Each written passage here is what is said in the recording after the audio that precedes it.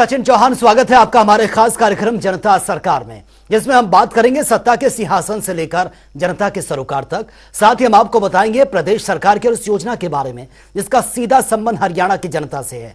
जो योजनाएं प्रदेश के विकास को नई गति प्रदान करेंगी और हरियाणा की जनता का चहुमुखी विकास भी करेगी, ताकि प्रदेश की जनता तरक्की की राह पर आगे बढ़े और हरियाणा प्रदेश निरंतर उन्नति की नई ऊंचाइयों को छूता हुआ प्रगतिशील रहे।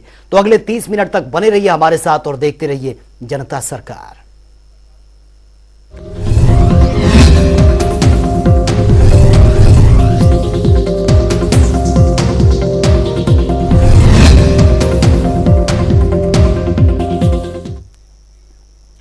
कुरुक्षेत्र में 8वें अंतर्राष्ट्रीय गीता महोत्सव का शुभारंभ हो गया है। महोत्सव की शुरुआत उपराष्ट्रपति जगदीप धनखड़ और मुख्यमंत्री मनोहर लाल की मौजूदगी में हुई है। महाआरती पवित्र गीता के श्लोकों के बीच ही महोत्सव का विधिवत तौर से शुभारंभ किया गया। इस दौरान कुरुक्षेत्र विश्वविद्यालय में वसुदेव कुटुंबकम, श्री भागवत गीता और वैश्विक एकता विषय पर अंतर्राष्ट्रीय संगोष्ठी का भी आयोजन किया गया। देखिए गीता के ज्ञान से सराबोर इस महोत्सव पर आधारित हमारी एक खास रिपोर्ट।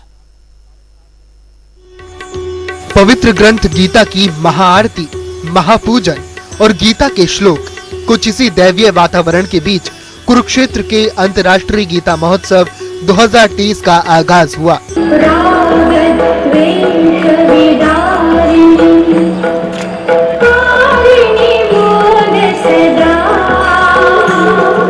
इस आगाज के साथ ही ब्रह्म सरोवर के चारों तरफ पवित्र ग्रंथ गीता के श्लोकोच्चारण से पूरा वातावरण ही गीतामय हो गया।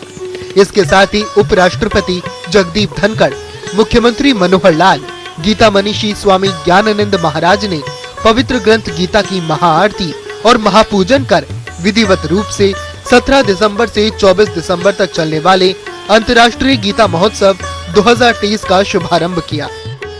मुख्यमंत्री मनोहर लाल ने अंतर्राष्ट्रीय गीता महोत्सव में श्रीमद् भागवत गीता पर अपना प्रकाश डाला और कहा कि आज गीता ज्ञान की राह पर चलने का मार्ग दिखाती है। गीता आज सत्य के मार्ग पर चलना सिखाती है। आज पूरे विश्व में गीता ने एक अलग पहचान बनाई है।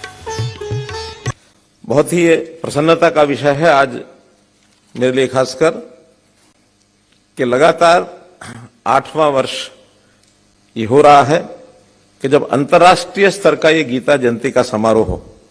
हम कुरुक्षेत्र में लगातार 2016 से इसी स्वरूप में मनाते आ रहे हैं और ये और अच्छा विषय है कि हम इस प्रकार की संगोष्ठियों के माध्यम से गीता का यानी गीता का संदेश देश और दुनिया में कैसे जाए, गीता का महत्व ये दुनिया को हम कैसे बता सकें, इस प्रकार की संगोष्ठी के माध्यम से हम लोग लगातार करते हैं। भाई बहनों, गीता के बारे में बोलना वास्तव में सूर्य को रोशनी दिखाने जैसा मेरे जैसा व्यक्ति जरूर सोचता है, क्योंकि बहुत ही विद्वान लोग इसके ऊपर अपना व्याख्यान देते हैं। गीता कोई केवल एक पुस्तक या ग्रंथ मात्र नहीं है, ये एक जीवन का सार है। और मैं ये कहता हूं कि ये सार्वभौमिक है, सार्वकालिक है। जब गीता संदेश भगवान कृष्ण जी ने सुनाया होगा, जो सार्थकता उस समय थी, आज भी सार्थकता उतनी उससे कम नहीं है।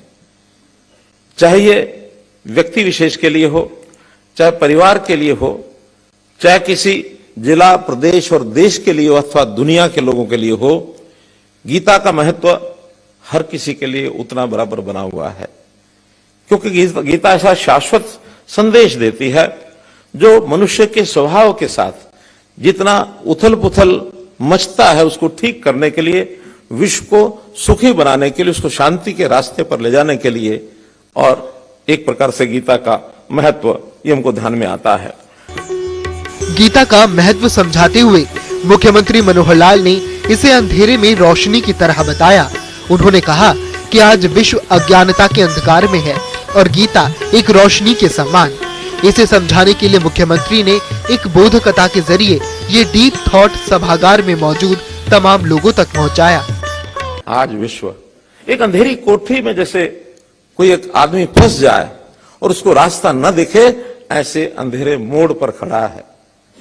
एक छोटी कहानी मैंने पढ़ी थी कि एक व्यक्ति एक कोठरी में फंस गया अंधेरी कोठरी, रात का समय, और वो फंसा तो निराश होता रहा, दरवाजा ढूंढता रहा, दरवाजा कहाँ है, हाथ पैर मारता रहा, दरवाजा उसको दिख नहीं रहा था, निराश हो रहा था। अचानक उसको थोड़ी आवाज, खटखटाहट सुनाई दी कि बाहर, उस कमरे के बाहर कोई आदमी आया है और उसने एक तिल्ली जलाई है। तिल्ली जलाते ही छोटी सी रोशनी की किरण वो जहां दरवाजा था उसके अंदर सुराख था उसमें से उसको दिख गई, और व्यक्ति दौड़ करके जिधर से रोशनी आ रही थी उधर जाकर के लपका, उसको दरवाजा मिल गया, खोल लिया, खोल के बाहर निकला और बहुत हड़बड़ाया हुआ बाहर खड़े व्यक्ति ने पूछा, क्या बात है, क्यों इतने निराश हो, सांस चढ़े हुए हैं?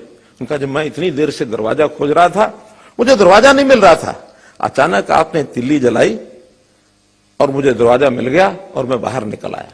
उनका, तुम बहुत बड़ी गलती कर रहे थे, तुम दरवाजा खोज रहे थे, दरवाजा नहीं खोजो, रोशनी खोजो, रोशनी, जिधर से रोशनी आएगी उधर ही तुम्हारा भला हो जाएगा। तो गीता हमारे लिए रोशनी है, इस रोशनी के हिसाब से यदि हम खोजने निकलेंगे तो निश्चित रूप से हम अपने आप को भी रास्ता दिखा पाएंगे, अपना परिवार, समाज, देश, प्रदेश और दुनिया सबको हम रास्ता दिखा पाएंगे। मुख्यमंत्री मनोहर लाल ने गीता को पथ प्रदर्शक भी बताया।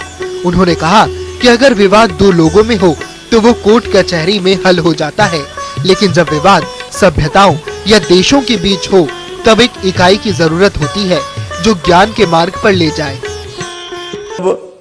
दो नागरिक आपस में विवाद कर बैठे, एक दूसरे से उलझते हैं, तो उनका फैसला तीसरा आदमी शायद करा लेता है। हमारी शासनिक प्रशासनिक व्यवस्थाएं भी ऐसी हैं।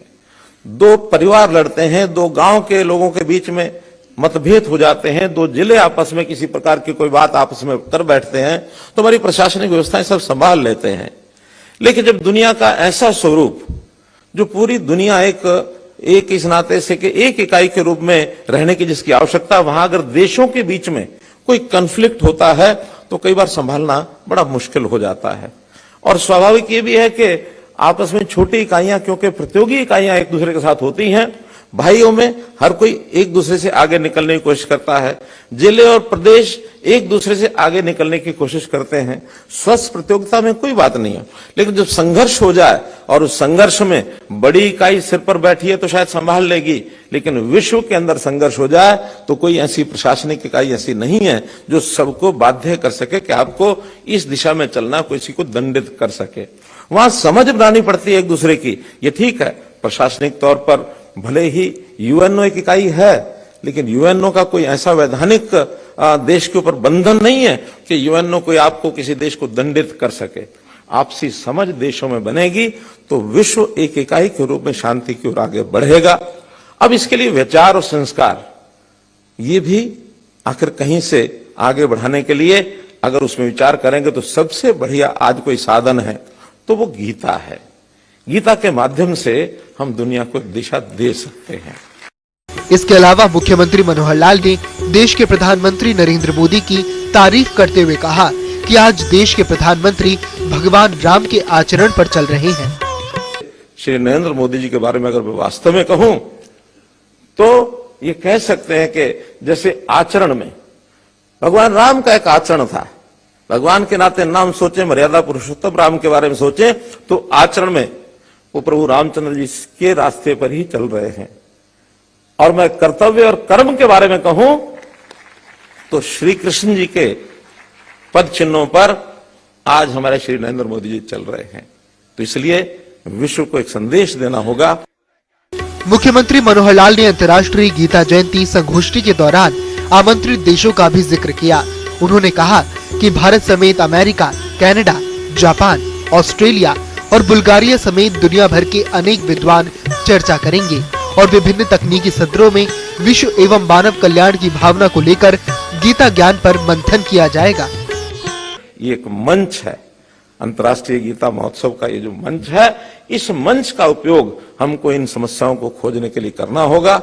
इस मंच के माध्यम से अभी हमने प्रारंभ किया है और इस प्रारंभ करने में मुझे प्रसन्नता है आपको बताते हुए, दर्जन भर देश ऐसे हैं जो इस दिशा में आगे बढ़ गए हैं, जो अपने अपने देशों में अंतर्राष्ट्रीय गीता जयंती का महोत्सव कराने के लिए हमको निमंत्रण देते हैं। स्वामी जी कई देशों में जाकर के आए हैं, मॉरिशस भी गए हैं, कनाडा भी गए हैं, यूके में भी गए हैं, ऑस्ट्रेलिया गए हैं, अभी और देशों के निमंत्रण आ रहे हैं। आज भी इस 5 दिन के 6 दिन के कार्यक्रम में कई देशों के लोग यहाँ आए हैं। जापान के कुछ लोग यहाँ बैठे हैं, इधर बैठे 2-3 लोग दिखे थे यहाँ जापान के। ओहायो गोजाइमास। जापान के साथियों का मेरा थोड़ा प्रेम हो जाता है जब मैं मिलता हूं, क्योंकि मैंने इसी यूनिवर्सिटी में, इस विश्वविद्यालय में जापानी कोर्स, हमारे वाइस चांसलर साहब ने एक जापानी कोर्स यहाँ शुरू किया है। और केवल जापानी ही नहीं, बल्कि अभी हैदराबाद से हमको एक ऑफर आई है कि English and foreign languages university है, उन्होंने अपना एक रीजनल सेंटर बनाना है।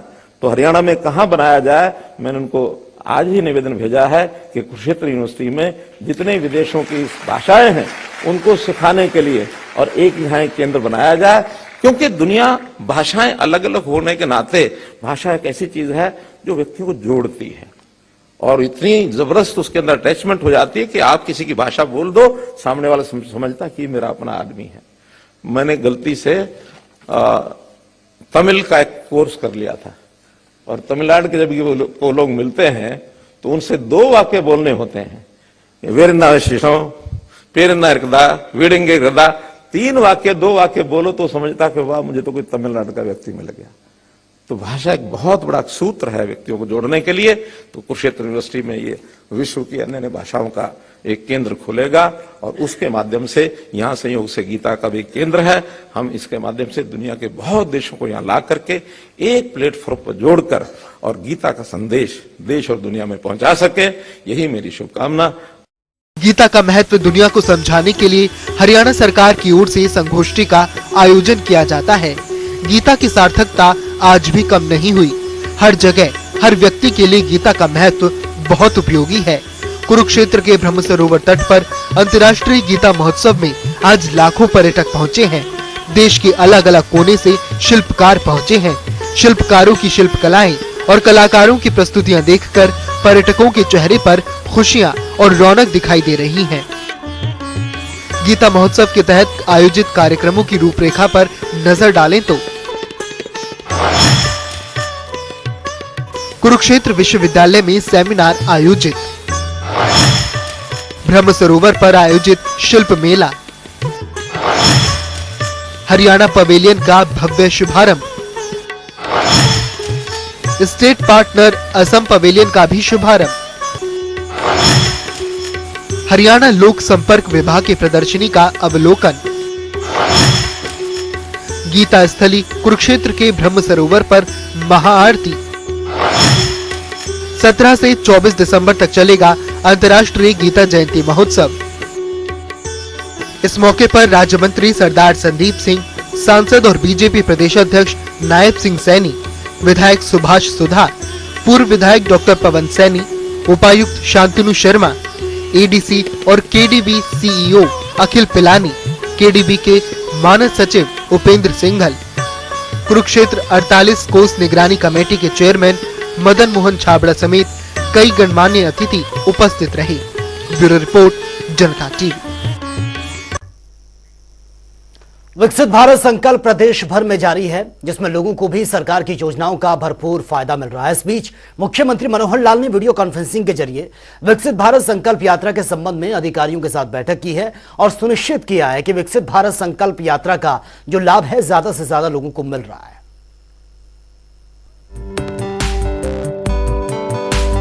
हरियाणा की मनोहर सरकार प्रधानमंत्री नरेंद्र मोदी की ओर से साल 2047 तक भारत को विकसित राष्ट्र बनाने के सपने को साकार करने का काम बखूबी पूरा कर रही है। हर भारतीय को देश सेवा से जोड़ने के उद्देश्य से शुरू की गई विकसित भारत संकल्प यात्रा को हरियाणा के मुख्यमंत्री मनोहर लाल ने जनसंवाद कार्यक्रम से जोड़ा है, जिसके तहत किसान से लेकर विद्यार्थी और बच्चों से लेकर वृद्धजन तक को दी जा रही सरकारी योजनाओं से लाभान्वित किया जा रहा है। आम जन को गांव-गांव में पहुंचने वाली जागरूकता वैन और विभिन्न विभागों की ओर से लगाए जा रहे जागरूकता शिविरों के जरिए लाभान्वित किया जा रहा है। विकसित भारत संकल्प यात्रा जनसंवाद के जरिए का उद्देश्य है कि सरकारी योजनाओं को गरीबों के घर तक पहुंचाया जाए। विकसित भारत संकल्प यात्रा का लाभ लेने आए लोग हरियाणा के मुख्यमंत्री की जमकर तारीफ भी कर रहे हैं और कह रहे हैं कि इस योजना से लोगों को घर पर ही सारी योजनाओं का लाभ मिल रहा है। मेरे घर आ रही पेंशन मैंने कहीं फिरना नहीं पड़ा, ना मैंने किसी पे तक पैसा देना किसी पे, ना किसी पे लिया किसी ने। हाँ जी, सरकारी खाते मान लग रहे थे। कहीं जाना पड़ा था, कभी कहीं जाना पड़ा था, एक दिक्कत कोई नहीं है। यह सरकार आई जब तक बहुत बढ़िया सिस्टम चल रहा है। हमें उज्ज्वल योजना की तरफ से, मोदी सरकार की तरफ से फ्री में सिलेंडर मिले जा रहे हैं और हमें इसमें कोई भी फॉर्म फिल किया और इसमें हमने कोई भी पैसा लेने की कोई 1 रुपया भी नहीं लगा। इसमें फ्री में हमें उज्ज्वल योजना के सिलेंडर गैस कनेक्शन मिले हैं और इसकी वजह से हमें मोदी सरकार का बहुत बहुत धन्यवाद करते हैं। हम इसमें प्रधानमंत्री का भी धन्यवाद करते हैं और हमें इससे बहुत ही ज्यादा फायदा हुआ है। मैंने फार्म उज्ज्वल योजना के तहत मैंने फार्म अप्लाई किया था, इसके लिए मेरा फार्म कनेक्शन मिला है और मैं मोदी सरकार को धन्यवाद करना चाहती हूँ कि ये फार्म मेरा गैस ऐसे ही चल रही, महिलाओं के लिए विकास के लिए ऐसी चलती रहे। योजना के तहत फार्म अप्लाई किया था, उसकी मुझे सुविधा मिल गई है। मोदी सरकार का बहुत धन्यवाद करती हूँ कि ये उज्ज्वला योजना ऐसे ही चलती रही, सभी महिलाएं इसका लाभ उठा सकें। विकसित भारत संकल्प प्रदेश भर में जारी है, जिससे लोगों को भी सरकार की योजनाओं का लाभ मिल रहा है। इस बीच मुख्यमंत्री मनोहर लाल भी लगातार इस यात्रा के संपर्क में हैं। आज मुख्यमंत्री मनोहर लाल ने वीडियो कॉन्फ्रेंसिंग के जरिए विकसित भारत संकल्प यात्रा के संबंध में वरिष्ठ अधिकारियों, जिला उपायुक्तों, पुलिस अधीक्षकों और जिला नगर आयुक्तों के साथ बैठक की। इस दौरान मुख्यमंत्री मनोहर लाल ने कहा कि विकसित भारत संकल्प यात्रा से रोजाना लाखों लोग जुड़ रहे हैं और सरकार की गारंटी की गाड़ी आम जनता तक योजनाओं का लाभ पहुंचाने का सशक्त माध्यम बन रही है।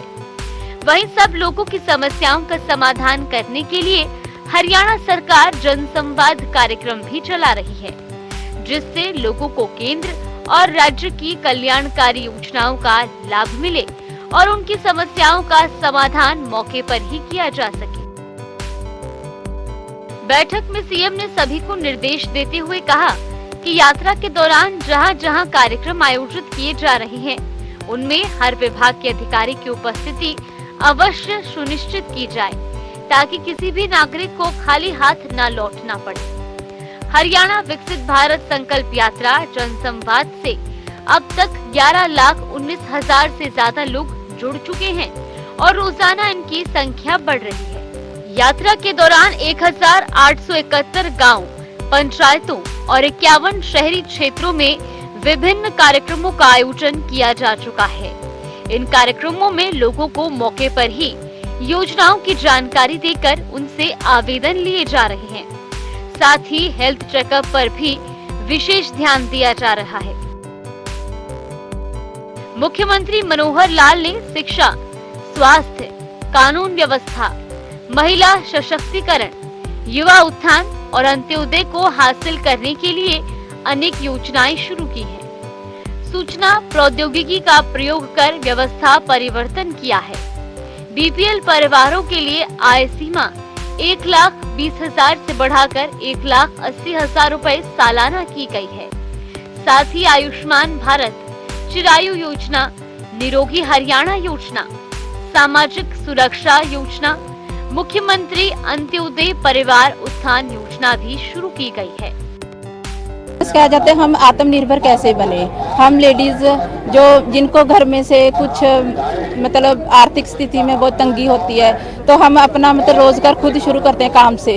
जैसे हाथ से कुछ भी बनाना, हैंड बैग हो गए, कुछ ज्वेलरी का सामान हो गया, तो हाथ से बना के हम खुद सेल करते हैं, हमें सिखाया जाता है। मुझे बीपीएल पे ये फ्री मिला, उज्ज्वल सिलेंडर गैस मिला है, तो हम सरकार का बहुत बहुत धन्यवाद करते हैं जो उन्होंने ऐसी स्कीम निकाली है। कितना फायदा मिलेगा इससे? बहुत फायदा है। जो मतलब जो गरीब परिवार हैं, जो उनकी मतलब नहीं इतने ज़्यादा खर्च कर सकती हैं, उनके लिए बहुत आसान हो चुका है ये सब।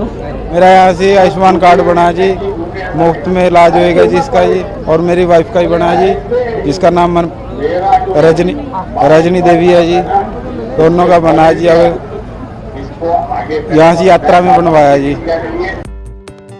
इन्हीं योजनाओं को लेकर आज बल्लभगढ़ और तोशाम में सरकार की गारंटी वाली गाड़ी पहुंची, जहां बल्लभगढ़ की सुभाष कॉलोनी स्थित गंगा वाटिका में कई कार्यक्रम आयोजित किए गए।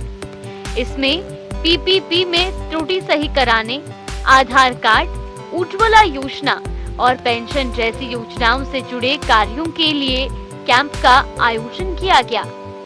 मौके पर मौजूद बुजुर्गों से उनका हालचाल जाना गया और आमजन को आने वाली छोटी से छोटी समस्याओं को जल्द से जल्द दूर करने का आश्वासन दिया गया।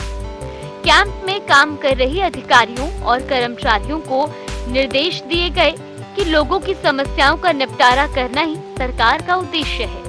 इसके अलावा लोग सरकार का धन्यवाद करते हुए कह रहे हैं कि सरकार लोगों का ख्याल रख रही है, जिसको लेकर वो बेहद खुश हैं। वहीं तोशाम में इस यात्रा का स्वागत जोरदार तरीके से किया गया। विभिन्न विभागों द्वारा लगाए गए स्टॉल्स का अवलोकन किया गया और अधिकारियों को आवश्यक दिशा निर्देश भी दिए गए। साथ ही आमजन की समस्या सुनकर उनका मौके पर ही निदान किया जा रहा है।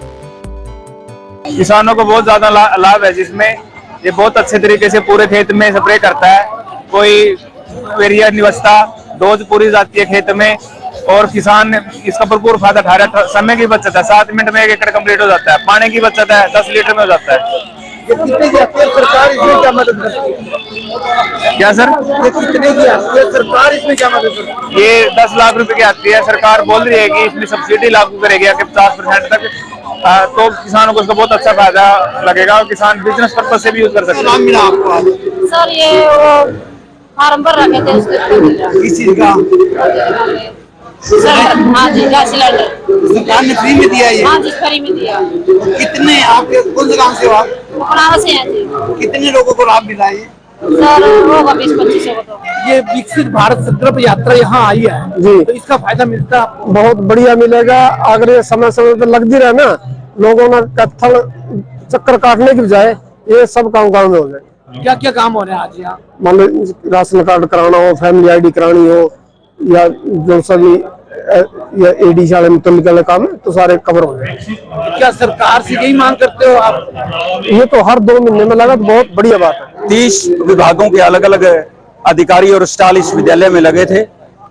बहुत अधिक मात्रा में गांव से लोग, जिसमें अधिकांश महिलाओं ने हर स्टाल पर जाकर के अपनी अपनी समस्याओं को रखा और मुझे बड़ा हर्ष हो रहा है बता करके कि लगभग सभी स्टालों में जहां पर महिलाओं ने, गांव के लोगों ने अपनी अपनी समस्याओं को रखा, तुरंत उन समस्याओं का समाधान यहां पर किया गया। इस दौरान लोगों को शपथ दिलाकर भी भारत को विकसित बनाने का संकल्प दिलाया जा रहा है।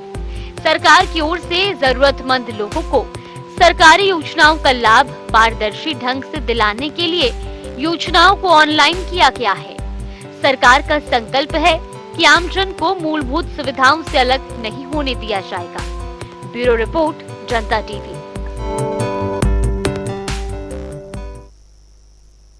तो चलिए वक्त आ गया है आज के सवाल के विजेता का नाम जानने का।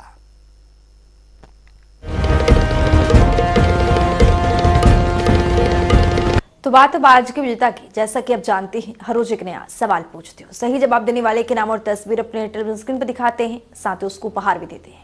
तो चलिए जान लेते हैं कल का हमारा सवाल क्या था और कौन है इसका विजेता। कल का हमारा सवाल था कि हरियाणा में चलाई गई लाडली योजना का मुख्य उद्देश्य क्या है। इसका सही जवाब है सी, लड़कियों को आर्थिक मदद पहुंचाना। ढेरों जवाब आए, लेकिन आज के हमारे विजेता हैं अमरीक सिंह। अमरीक, आपको बहुत बहुत बधाई। तो फिर पूछेंगे आज का सवाल, देखते रहिए जनता टीवी।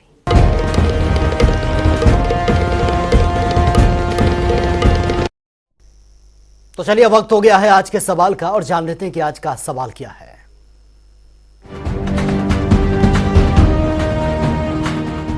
हर रोज की तरह हाजिर हूं आज का सवाल लेकर। जैसा कि आप जानते हैं, हर रोज एक नया सवाल पूछते हो। सही जवाब देने वाले के नाम और तस्वीर अपने टेलीविजन स्क्रीन पर दिखाते हैं, साथ ही उसको उपहार भी देते हैं। तो चलिए नजर डालते हैं आज के सवाल पर। हरियाणा मातृशक्ति उद्यमिता योजना के अंतर्गत किसको स्वरोजगार के लिए प्रेरित किया जाता है। ए छात्र, बी दिव्यांग, सी किसान, डी महिलाएं। तो दीजिए सही जवाब और बनिए विजेता।